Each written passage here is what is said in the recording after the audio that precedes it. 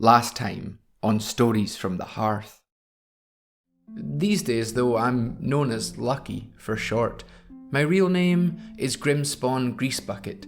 In keeping with the names of my sisters, together we live in a place called The Hole. When I was growing up, we called the unmentionables by their given names: elf, dwarf, halfling. When Gorechest hit 100, took a pilgrimage to the nearby unmentionable town of Eldritch. She was gone but 2 months before she returned, arm in arm with an elven wife. The arrival of Gorechest and Diaphony was problematic for several reasons, but most disastrously of all was, since the discovery of and founding of the community within the Hole, no one from the outside had ever been shown its location. "You know, Lucky, you should come with me tomorrow, back to Eldritch. It's my mother and father's 1200th anniversary." Eldritch was entered via a run of surprisingly squat timber doors. From the lowermost of these doors, the town reared up before us like some sudden mountain, and by the time we reached the last and most intricately carved of them, the rising hulk of Eldritch had blotted out the sun. To my great surprise, my sister's wife and I were heralded into town. "Lady Diaphony Sequesta Penchantress Deville of the House Le Viol, and Lord Grimspawn Greasebucket." Quickly I lost count of the faces, blurring in and out of focus as they danced and ran, strolled and clinked their overflowing glasses all around me. Under the heat of that eldritch sun, my skin seemed tight and uncomfortable. I grit my teeth against the discomfort, grunted against the pain. I was suddenly struck by the shimmering water of the fountain. As I plunged myself waist deep into the chill waters, a wave of instantaneous relief washed over me, and every single pair of eyes in the square were trained on me. "What's he doing?" "He'll start drinking it next." What an animal! Ah, look, the beast's found the watering hole. Marsh muck! Where are the mages? Caveworm! We have to call the mages. Pig! Mages! Brute! Where are they? Where are they? Bloody savage! Oh, somebody please go and get them! Look! Here they come!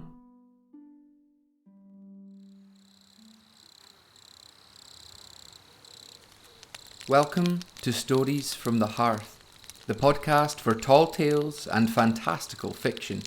Short stories the likes of which you might once have heard a wandering bard tell to a group of villagers gathered around a fire.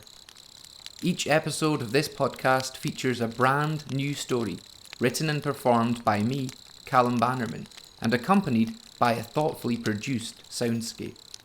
Whether it's historical, romantic, science fiction or fantasy, these are tales to transport you, doorways into another world. I'm really excited to get into this episode with you. This is the second and final part in Caveworm, which is a fantasy story I wanted to write with a bit of a twist.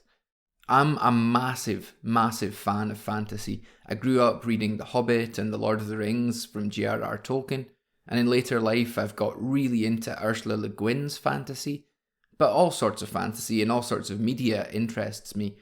I love Studio Ghibli. I have a big Princess Mononoke tattoo. I have Elven Scroll, the same one written on the one ring from Lord of the Rings, looping around my forearm.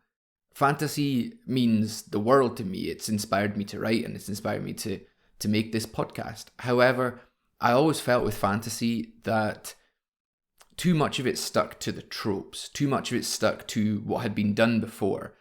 Of course, some of those tropes make sense, like the characters of elves, dwarves, halflings, trolls, orcs, which by and large were popularised, if not created by Tolkien, are great. I mean, they're so good that why meddle with them? Of course you can tweak them and you can add to them if you like, but they exist for a reason. What I wanted to do was to examine the relationships between them in a way that I hadn't seen done before.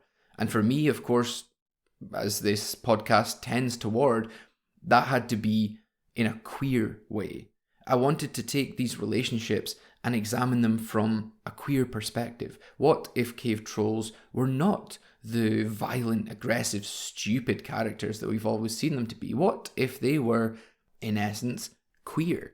What if they were pacifistic and, in fact, an oppressed minority who were simply running from that oppression, who had burrowed into the ground to literally escape the oppression of coming from people like elves and halflings and dwarves? So that's the premise of this story. Of course, at the same time, I just want to tell a good story. That's always my aim. I love good stories. And even though they might have a queer or political bent to them, even though they might want to tell something else in the subtext or have a message with them, ultimately I just want to tell a good story. Which is why last time we ended on a real cliffhanger. Lucky, visiting the elven town of Eldritch alongside their sister-in-law, Diaphony Le Viol, suddenly find that they are perhaps not as welcome as they were led to believe they would be.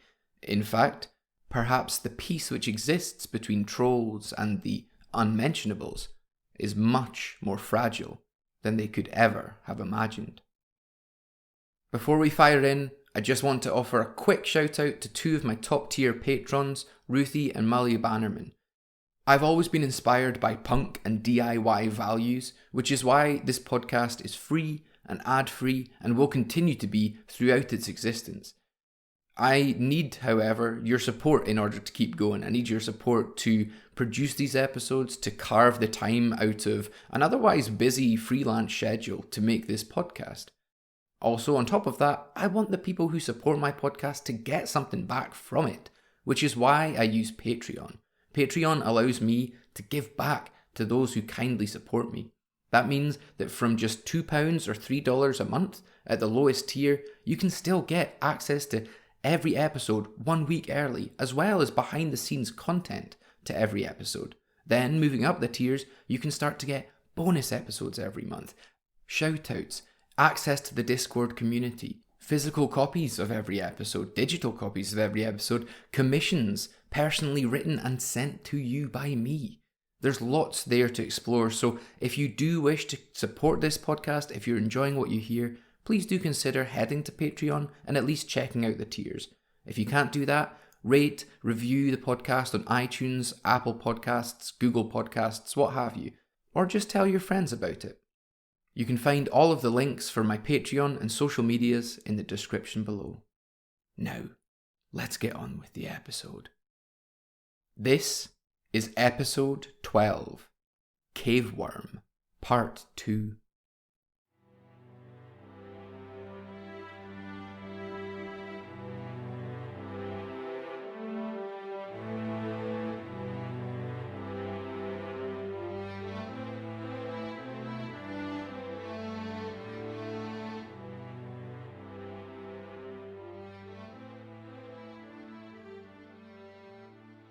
I stood dazed, unable to comprehend what was happening, unable to understand why anyone would be ridiculed simply for swimming.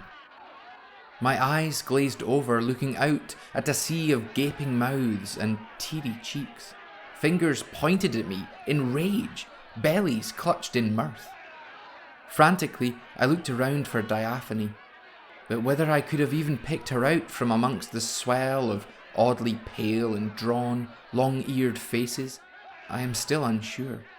Certainly I did not see her, and she did not come barreling down out of the crowd to my rescue.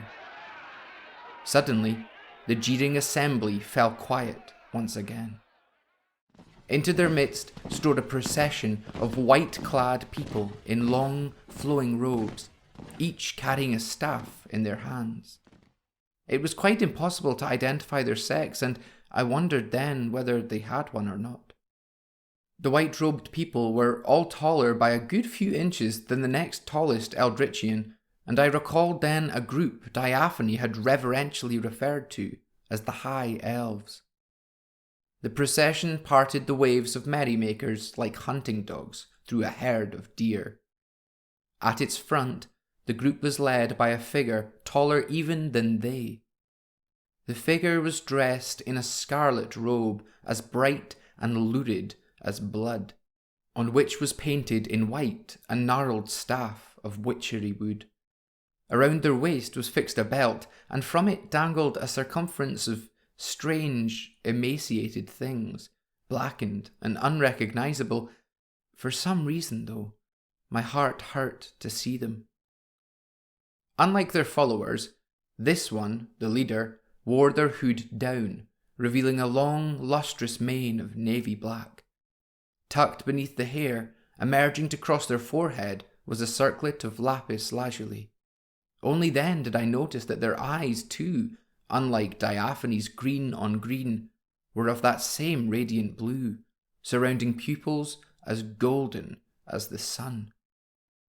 The being's face was taut, contorted into a well-managed scowl. As the procession reached the fountain, the white-clad followers of this central figure fanned out around me, arcing with the shape of the water feature so as to cover me from all but one side. I felt my hackles rise. For a moment, I contemplated shouting for Diaphony, thinking that if anyone could make sense of what was happening, or mollify any offended parties, then surely it should be her, daughter of those most noble and tolerant benefactors, the Duke and Duchess Pensentia and Prisadora Le Viol. But even as I was thinking this, I finally found Diaphony in the crowd. On the front lines of the receding townsfolk, horror and anticipation on her face. She saw me looking and blinked, before turning on her heels and retreating at a fair clip through the crowd. The leader of the zealots, as I now took them to be, the embroidered staff on their robes aligning in my mind with that of the shining wand atop Eldritch, flicked their wrist. In response, the other mages suddenly tilted their staffs toward me in a synchronized movement. My heart rate and breathing was erratic, my mind suddenly pushed into overdrive. I still had the Grimspawn family axe on my back, though I'd never used it before, of course, and whilst the new arrivals were tall for unmentionables, I was still taller by far, and supposing they were ignorant of how fast a troll can run when the need arises, I reckoned I could probably still make a solid break for it. I moved to leap up from the fountain, one hand reaching for my axe, but then the mage in the blood-red gown flicked their wrist once again. Suddenly, I felt corralled with ropes, as if lassoed around my neck, arms and chest, and across my shoulders a huge weight fell. Staggeringly heavy, the wind was knocked instantly from me. My vision began to constrict, the circle of clear sight growing smaller and smaller. Still, I saw the white-robed mages further lower their staffs, and as they did, my knees buckled under me. From outside my own body, helplessly I watched myself fall, dragged by those invisible ropes, pressed by that ginormous weight toward the ground. My chest hit the stone boundary of the fountain with such force that the mortar cracked asunder and the stone crumbled. Through the stone dike, my body hew a breach, and over me, under me, along my taut and powerless limbs, the fountain's water spilled, flooding the square and hissing softly into steam where it met the sun-hot flagstones. Gradually, I felt the constriction of the invisible ropes loosen, though still the weight across my shoulders remained more than enough to keep me grounded, so exhausted was I. And then, the leader of the mages spoke. "You should not have come here, Caveworm." As they spoke, I heard two versions of every word, one spoken in the high, bouncing language of the elves, and another in my own tongue, growling and thick as tree sap. Their voice reminded me of a hornet's sting, so acutely sharp as to concentrate the senses, followed by the throb of one's body acclimatizing to the poison. I sensed that this resemblance was not confined to metaphor, but was somehow an intended quality. I tried to respond, but found that my throat closed up whenever I tried to speak, and I was forced to give up, if only to breathe. How dare you muddy our holy waters with your vile hide? How dare you show your face here again? Wait, I thought. Did they say again? A chorus of jeers and whistles came from the gathered crowd, who seemed to know their role in this production as if it were not the first time they had held it. You are foolish to return, and to return with the Lady Diaphony Le Viol as well, they scoffed, as if to rub our noses in the filth of your carnality. The tall, sneering being spat, and I felt the phlegm hit me behind the ear. The crowd jeered. No, I'm not, I tried, able for a moment to muster speech. As soon as the words had passed my lips, however, my throat tightened further than before, and for several long seconds I could not breathe at all. My eyes bulged, my face turned puce. A peal of laughter rippled through the crowd. Down, dog, spat the High Mage. Your kind have extended themselves too far. They stabbed the base of their staff at the stone tiles. To think of all our species has been through, we should have seen this coming. Then, turning to the crowd, though still speaking by whichever means I could understand them, the mage said, Did we not warn you this would happen? Did you not see the warning signs? Trolls emerging after all these centuries, trading with you, walking with you, befriending you, stealing you away to make corrupt, depraved, perverted sex upon you, bending your will to theirs.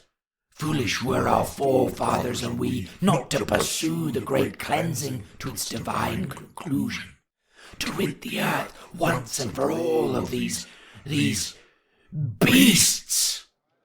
The sting of the mage's voice throbbed now in my ears, as if tightening around my brain, a lapis lazuli circlet of blinding pain. As they delivered their speech to the now frightened and angering masses, they unfastened their belt of curious ornaments and raised it above them. These filthy beasts! They screamed, and now, too late, finally I recognized what it was which adorned the mage's girdle. Each decoration was about the size of my fist, desiccated and dried as leather, black as soot. The ornaments were attached to the belt by hooks, pierced through things I now saw to be ears. The mage held aloft a belt of shrunken troll heads.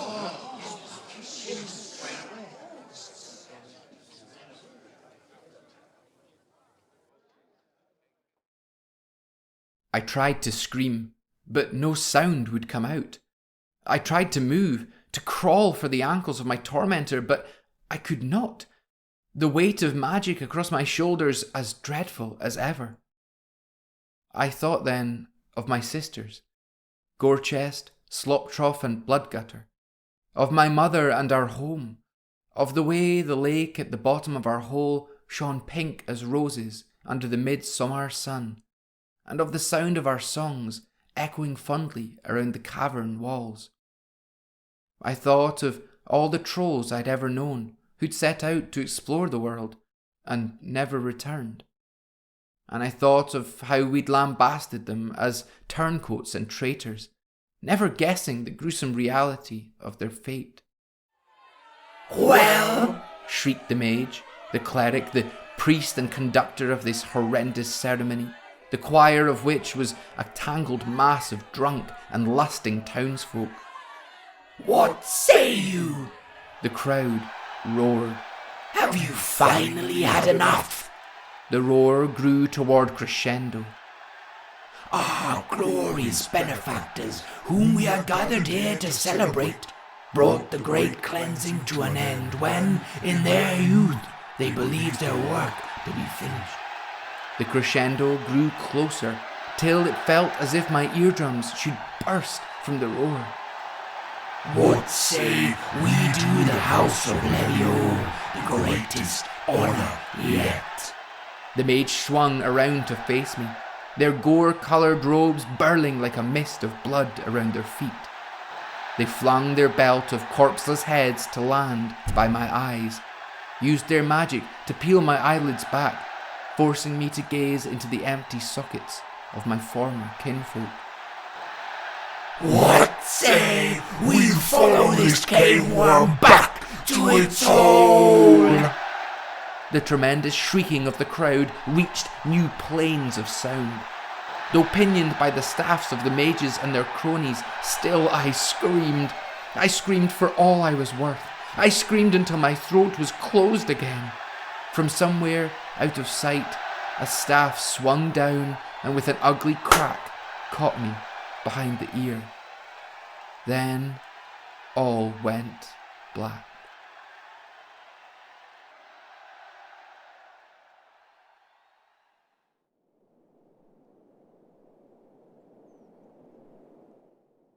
I awoke to the soaring, verdant evergreens of home. My eyes blurry, it took me a moment to read the deepening hues as forest, bark and bracken. The air about me was still, though a light breeze played against my skin, and I thought what a relief it was to feel the approach of storm weather after a day of such unrelenting sun. Gradually, one thought tripping after the other like drunkards down a tunnel, my brain caught up to itself, and to the front of my mind rushed images of Eldritch Square, of leering faces, wide pink mouths, eyes bright as gold, and of laughter, cold and merciless as hail. As memory pushed aside the throbbing at the base of my skull, suddenly I realised what me being home, here in Old Forest, actually meant, and my heart dropped. I tried to move. Unsurprisingly though, I could not. Tilting slightly, I found myself strapped to a gurney, arms and legs bound several times over by leather and iron, a taut, thick collar around my neck. I struggled against the restraints, but it was hopeless. To my left, I heard a black chuckle. "Ha ha, that's the ogre awake." The voice was unassuming, banal, uninterested even. The speaker prodded me in the stomach with one end of a staff. "Just in time to see the show, marsh muck." Another slither of laughter. Then, to another figure also out of sight, the voice said, "Go fetch Yeshin High Priest. They'll want a word with the beast." The stretcher to which I was shackled was tilted at almost 90 degrees to the ground, my feet some 2 feet from the mossy rock. We must have been atop a hill or cliff somewhere, for I was positioned so as to look out across a sea of green, soaring pines, stretching as far as the eye could see. It was dusk, and on the horizon only the slimmest band of silvered yellow remained. The rest of the sky had turned mauve, deepening to a bruised purple off to the west, the direction from which I assumed the storm must be coming. Behind my gurney, I could hear a dozen whispered conversations, and the hushed, hasty movements of people at work. I could not make out any words I recognised. In fact, even those I could pick out seemed alien, more nuanced and richer somehow than common Elvish. My eyes, last accustomed to the sheer white of an eldritch drenched in sun, took a while adjusting to the gloom of evening. For the time being, I was left alone, and so I focused on my breathing, in through the nose, out through the mouth. Just like the twins had taught me, during some short-lived period of familial harmony, what felt like a lifetime ago. Slowly, my heart rate decreased, and the panic in my chest subsided long enough for me to start thinking. I'd spent over a century in these woods, in the heart of a forest so dense and winding, so seemingly uniform and yet ceaselessly changing as to be impenetrable to outsiders. I knew it, as they say, like the scars on my chest, which for we trolls was to say, intimately. And yet, rarely had I seen the old forest from such an angle. As far as I knew, there was only one place in the whole wood you might climb so high.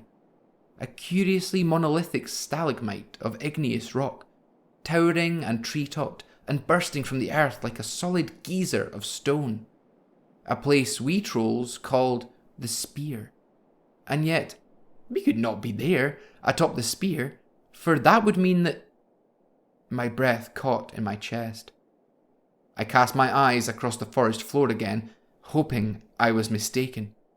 In the looming darkness, I thought at first that I was wrong, and all too briefly I allowed myself a little hope. But then I saw it, and at the back of my throat I tasted bile. About 200 feet away, down amongst the canopy and barely visible, was a patch of forest slightly darker than the rest. Focusing on it, one could just spy a ring of treeless space, a circle of emptiness among an endless ocean of pine. A clearing surrounding the entrance to the hole. Suddenly, I remembered the hornet voice of the mage. I remembered their rallying cry, and though I knew not how, I realised that finally I knew why I was here, and what was about to happen too. Once again, I began struggling against the chains and straps which held me, grunting and growling as my efforts came to nothing, and my frustrations mounted. From my peripheries, I watched as the veins beneath my skin rose up like flooding rivers. Before I could do much more, however, I felt myself stiffen. To this day, I cannot describe exactly how it feels to have your bones turn to lead, your muscles frozen, to suddenly find yourself under the spell of magic, to realise that no matter how tall or broad or strong you are, to a skilled enough mage, you are but a worm, wriggling helplessly in the mud of a cupped hand. Have you worked it out yet, Passwort? To my right, the high mage called Yeshin sauntered into view, their blue-black hair undulating gently in the rising breeze. They kept their eyes from me, surveying the land below. Well, Screw you, I managed, but the mage only laughed. Still no then. Shame. I was honestly starting to think there was more between your ears than theirs. Almost absent-mindedly, Yeshin fingered the gnarled heads of former trolls hanging from their belt.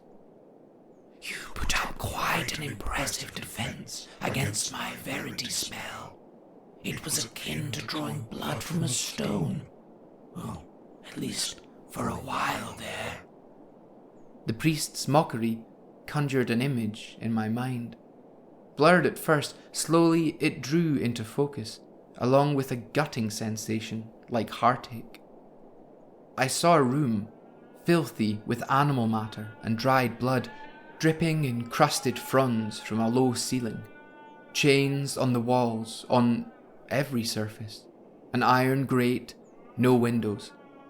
I remembered the clogging smell of damp in my nostrils, the burn as of hot ash beneath the skin. I remembered Yeshin's teeth flashing white, and the pain, lots of pain. Ah, you do remember. And to think your kind prides themselves so highly for their loyalty. The mage laughed again, the sound like nails across unglazed pottery. I would never, I began. Yeshin spun round then, their eyes dancing, golden pupils ablaze. With a flick of their wrist, my gurney lurched toward the ground, stopping just shy of their face. The mage grabbed my jaw in their hand, pushing the sharpened nails of their thumb and forefinger into my cheeks. Oh, but you did, you gutless worm! You told me everything. You brought us here. They gestured around them, to the mossy cliff edge on which we were stood, to the lapping waves of pine needles far below. No, Diaphony, I... Diaphony! The mage screamed. I should part your tongue from your mouth, that you may never utter the name of our highness again. I would have taken your tongue in the cells, if only you beasts could write your confessions. The mage snarled, his eyes wild. Of course, we still had some fun with you. Glitching images of the prison cell roared across my brain, and in my ears echoed the sound of screams. My screams. With a winded sensation, I felt a searing pain across my chest, though when the remembered sights and sounds finally faded, that terrible pain remained. Fighting against the heaviness imposed upon me, I strained my neck against the collar and looked down. Down at the place where my breasts should have hung, small and supple, unchanged yet by parenthood. Instead, my chest comprised two giant, bloody welts, congealing yellow and green as the untreated wounds began to fester. The pain was bitter and evil. The slow realization, like a noose, tightening around my future. I felt robbed. I felt undone. I felt removed, the image of me no longer matching the conscience. I remembered the first time I'd laid eyes on my sister's son, Grimphony, as she breastfed him, and the butterflies I'd felt in my stomach. And I began to cry. Yeshin High Priest scoffed. Leaning closer, they spat in my face. Then they took their staff and pressed it slowly, forcefully, into the wound of my breastless chest. Something came over me then, and for the first time in my life, I felt a compulsion to genuine violence. Instinctively, I snapped my jaws and managed just to graze the mage's nose. Yeshin reeled and growled furiously, but before they could respond, they were interrupted by the arrival of another Eldritchian wizard. My priest, it is almost ready. A light changed in Yeshin's eyes, their expression changing from anger to something I thought I recognized as hunger. Very good, they replied. Then, turning to me, I shall deal with you later. First, there's something I'd like you to see. Slowly, Yeshin spun my gurney around. Now, with my back to the cliff edge, I saw the source of those hushed voices speaking their strange and archaic language. Around a low burning pit of ember and coal were gathered perhaps 20 mages, all clothed in the same white robes I'd first seen in the town square. Each of them had their staff tilted toward the glowing fire, and as I listened, I realized that their whispers were an incantation. It had almost a melodic quality, and for a moment, I'll admit now, I felt enchanted, drawn toward the arcane by the same hypnosis which they saw in the depths of their fire. Their hoods were up, and in the gloom of descending night, I could not see their faces. Presently, I watched something curious occur in the heart of the hearth. As the mage's chant grew louder, fraction by fraction, the fire seemed to contract. The outer embers burned out and became first orange, then white, then finally black as charcoal. Quicker now, the death of the fire moved inwards toward the centre, in delicately pulsing waves, the heat of the coals rising and falling with the mage's chant. After a while, as the mage's chant was risen from whisper to bass howl, Only one coal remained. I watched it intently, truly transfixed now, waiting expectantly for it to extinguish and grow cold as its cousins had done. But when the mage's song came abruptly to an end, however, the last burning ember did not go out. Instead, it raged, glowing as bright as a living star in the inky darkness of our shadows. The circle of magi backed slowly away from the fire pit. One or two of them actually sloughed to the ground, exhausted, and a number required the help of their colleagues to walk, staggering and shuffling, off into the night. Without a word, Yeshin High Priest strode to the edge of the pit. Muttering something inaudible, they lowered the end of their staff, the end bloodied by my chest, tentatively toward the ember. For a moment, the clamour of the wind stopped, as if time herself had paused. I watched Yeshin grit their teeth, brace their muscles against some invisible strain. And then the moment passed, and when they raised their staff again, the fire had fused with the witchery wood, though the staff itself appeared unaffected by the heat. By the breathy light of Yeshin's staff, I saw their face twitch, excitement and wonder as raw in their cheeks as in the face of a child gifted its first sword. "Weathermaster," called Yeshin High Priest, without taking their eyes from the staff. "tell me the good news." They grinned, enjoying the drama. Out of sight behind me, back by the cliff edge, came a high and whining drawl, translated for me still by that invisible magic. The storm is overhead, my priest. The time is ripe. "Wonderful," replied Yeshin, catching my eye. "just wonderful." The high priest whispered an order to an underling, keeping both hands on their staff. The underling nodded and gingerly they approached me. Once more, my gurney was turned to face the cliff edge.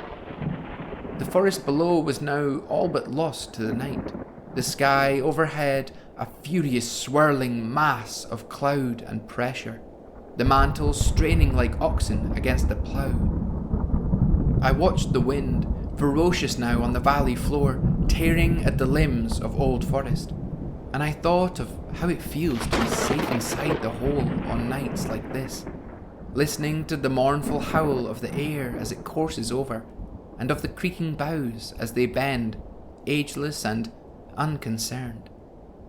On the edge of the pillar we called a spear, Yeshin, High Priest of Eldritch, turned to me. "It took my forefathers centuries to perfect the art of killing your kind. Did you know that?" I wanted to roar, to scream, to hurl myself at this being in all its sanctimonious posturing, to fall with it to its death. "And do you know what they discovered?" continued the mage. "Can you guess which method they found most effective?" I tasted vomit in my mouth. Yeshin's eyes flashed. "I'll show you, shall I?" And with that, the mage raised up their shining staff to the heavens, and when they spoke, their voice rent the very air asunder. Insignia!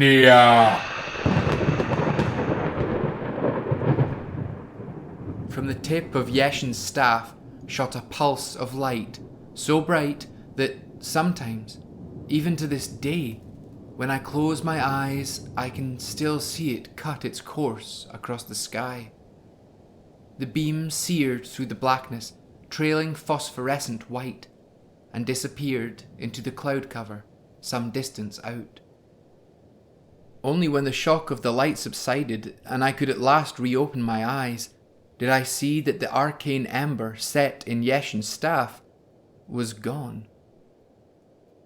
For a long, aching moment, nothing happened. I think even the high priest began to doubt themselves, as for a second the storm seemed to subside, and the night grew quiet. But then it happened. High above the hole, where the storm head was darkest, clouds began to contort. They grew more and more clarified as some inner light blossomed, and I watched them swirl like a whirlpool in the sky. Soon the maelstrom was grown so giant that its outer fringes must have extended far, far behind me, perhaps even to the boundaries of Old Forest, many miles from its terrible eye, this omnipotent watcher, this vulture circling high above my home. As the clouds grew brighter, the light inside suddenly changed. It flashed now, sparking in the centre, then to the left and right, the sparks growing more and more frequent, becoming a conglomerate of violent action, scarlet, umber, ivory, and gold. By my side, Yeshin High Priest trembled with anticipation. All of a sudden, the breath was drawn out of the world. I felt completely weightless, poised as if afore the gates of heaven, indulged at last in some beatific joy of redemption, and through me washed a wave of elation. Then the earth sighed, and the elation passed, and from out of the sky came a terrible column of fire.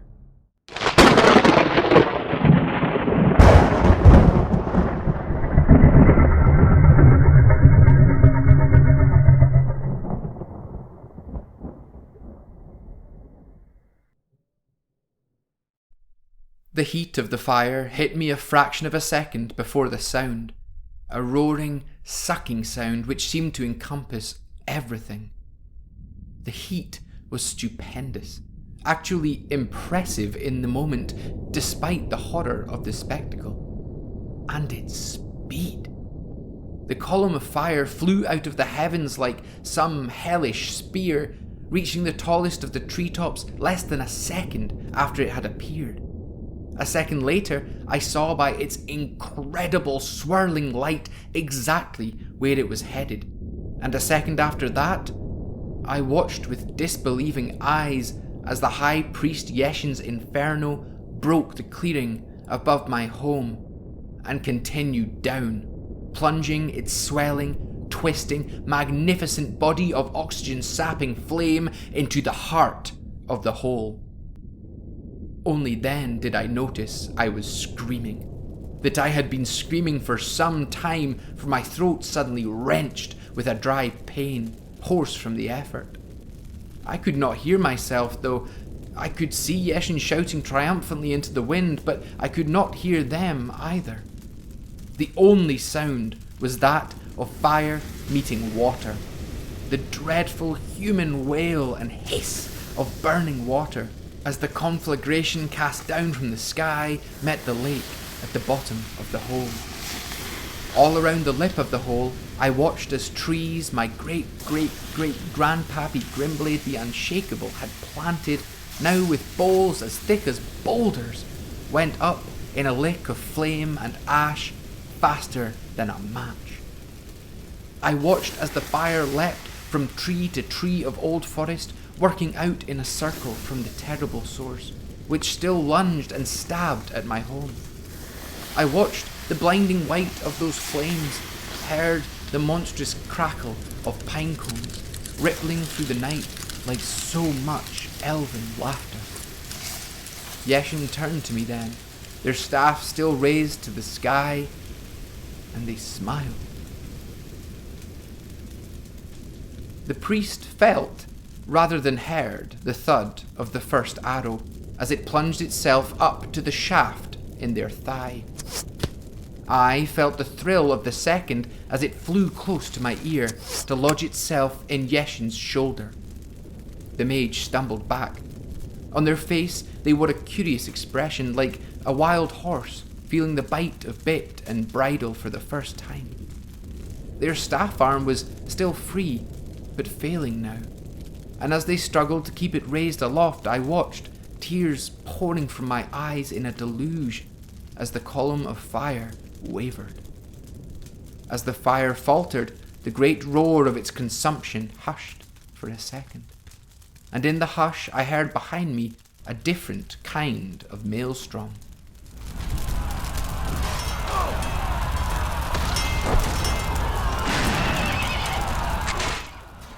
I heard the clash of metal on metal, and the ugly drowned sound of metal on meat. I heard more arrows whistling through the air, their chorus a kinder version of the incantation with which this entire sorry episode was begun.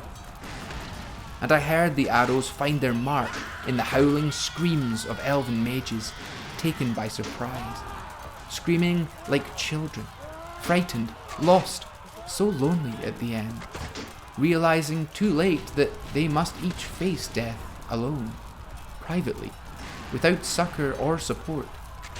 And I heard the gurgle of blood frothing in their throats, turning pink as it mixed with saliva. Pink, the colour of conquered enemies, the colour of roses, the colour of Whole Bottom Lake on Midsummer's Day. At the cliff edge, Yeshin, High Priest of Eldritch, sank to their knees. I heard a familiar voice by my ear. "I'm so sorry, Lucky. So sorry. But it's over now." I felt the straps around my wrists and ankles loosen, the chain around my throat clank as someone beat at its lock. "Look," said the voice of Diaphony Le Viol, as I finally fell free of the gurney. "I brought your sisters." In the orange glow of a forest on fire, Slop-Trough Grimspawn pulled an arrow from the chest of a dead mage and held it out to her twin, Bloodgutter. The tip of the dart, slick with blood, glinted in the light of the dying inferno, already beginning to recede into the clouds. Bloodgutter knocked her arrow to the string of her hunting bow, her movements careful and measured. But before she drew the bow, she turned to a third figure, half hidden in shadow. "Here," barked Bloodgutter. "I think this is yours." As the figure stepped forward to receive the bow, there came a small gasp from the fallen mage. It's you," Yeshin said. Gorechest Grimspawn, my eldest sister, wife of Diaphony of Eldritch, nodded, her expression unreadable. The shock of red hair on her chest, its own tiny forest fire. Ignoring the mage, Gorechest turned to me. "Seems you've had the misfortune of meeting the fabled Yeshin, eh, little sibling?" But I thought they were," babbled the mage. "Some of your kind have a harder time telling us apart than others," replied my sister, and I saw her squeeze Diaphony's hand. "We never wanted this, you know. We only wanted the space to exist, the freedom to live. Why couldn't you grant us that, huh?" Gorechest made fast the knock of the arrow against the string. She flexed her shoulders. "Is it so hard to accept that there are ways to live beside your own? Must all the creatures of this earth exist as you do, or not at all?" The mage was rocking back and forth at the precipice, one hand still on their staff, the other raised, palm outward, pleading. "Your teachings die with you, Yeshin." It was Diaphony's turn to speak. "As the teachings of your father should have died with him. To think I ever saw Sispin as a hero. To think I believed the lies my people told. No more, Yeshin. No more." Diaphony Le Viol's voice cracked. She turned from the mage, her former kinsman, and gently she squeezed my sister's arm. Gorechest looked at me. "Anything you want to say, Lucky?" I turned to Yeshin, saw the fear in their eyes, but it brought me no joy. Caveworm, I said, holding the mage's gaze. Caveworm is a term of endearment where I'm from. The mage looked blankly at me.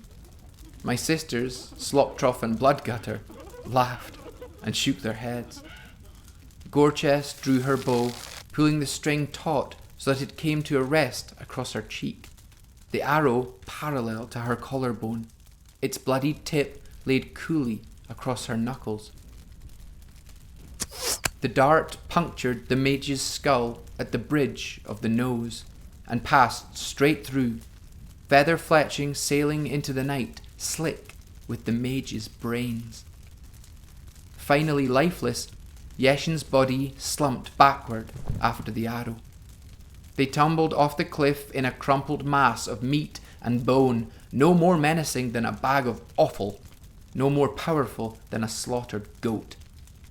And as their staff splintered on the rocks below, the very last of the mage's spell was broken.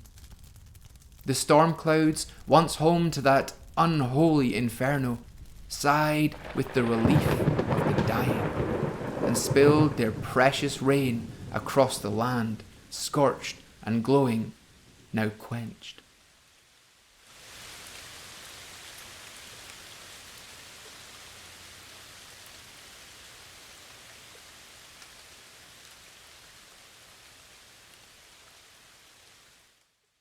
My mother, may the gods rest her soul, used to tease me about it. Grimspawn the Unlucky, she called me, or Lucky for short. Lucky my sister-in-law sounded the alarm in time. Lucky my blood sisters were brave enough to rescue me. Lucky no trolls lost their lives, having been evacuated from the hole in time. Still, luck or no luck, it hardly makes a difference to me. For up on the cliff edge that night, as the sky tore asunder and the mad mage conjured hellfire from the heavens, I watched my home burn. And in that moment, I believed that all I had known, all I had ever loved, burned with it. So now, when I close my eyes at night, I hear the wail and hiss of burning water. I see the blinding white of flames in the forest, and I hear the terrible crackle of pine cones, like so much laughter. And I weep.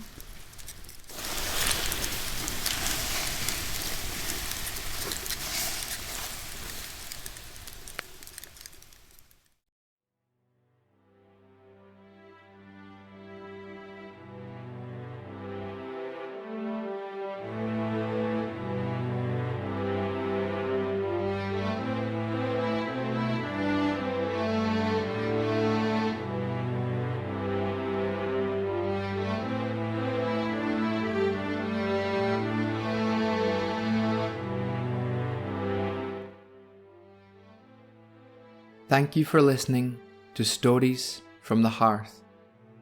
This episode marks the end in the Caveworm story, and I really hope that you enjoyed it. I was trying to do something a little bit different with this one, and I'm really proud of how it came out. I loved the characters, I loved performing it, especially the character voices, though I will tell you, it was not easy to do the Yeshin one all the way through. My voice is quite a bit raw at this point. I'll be doing something entirely different with the next episode, which will be out at the end of September. It's going to be spooky, strange, otherworldly, a little bit horror, a little bit surreal, and set in the Scottish Highlands. I'm really excited to get to it, and I just want to thank everybody that listens to this episode for their continued support. Thank you so much for taking the time out of your day to pay attention to what a small independent podcaster like me has to say. If you're enjoying what you hear, please rate and review the podcast on iTunes or Apple Podcasts if you can. If you are an Android user like me, then don't worry, go and rate it and review it on whatever podcast app you use instead. If you can't do any of those, just tell your friends about it. Word of mouth is so much more important than I think we give credit for. If you'd like to support the podcast, then please join me on Patreon, where you can get perks ranging from early access, bonus episodes, behind the scenes content, shoutouts, physical copies of every episode, commissions sent to you by mail. That means original short stories written by me for you specifically and sent to you by mail. There's lots more there as well. You can visit the Patreon just by hitting the link down below. I'd like to thank 2 of my other top tier Patreons who subscribe to a tier which gives them shoutouts at the end of every episode, to my mum, Vivian Bannerman, and to my gran and papa, Sandy and Jane. Thank you all so much.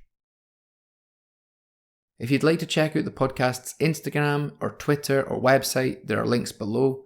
And if you'd like to get in touch, just send me an email at storiesfromthehearthpodcast@gmail.com.